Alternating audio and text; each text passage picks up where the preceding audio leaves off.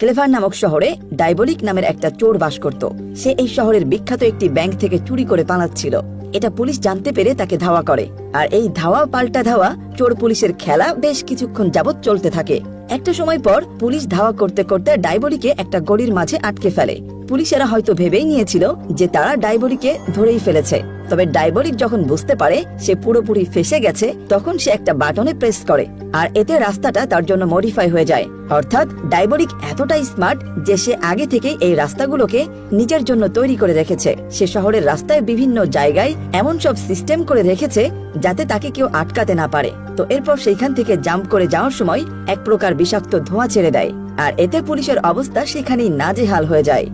কিন্তু police officer চেঙ্কু খুব জেদি, তাই সে দুজন পুলিশকে সঙ্গে নিয়ে ডাইবলিকে ধরার জন্য গাড়ি নিয়ে তাড়া করতে থাকে। তো কিছু দূর যেতে ডাইবলিকের গাড়িটা অ্যাক্সিডেন্ট করে, কিন্তু তারা ঘটনাস্থলে গিয়ে কাউকেই খুঁজে পায় না।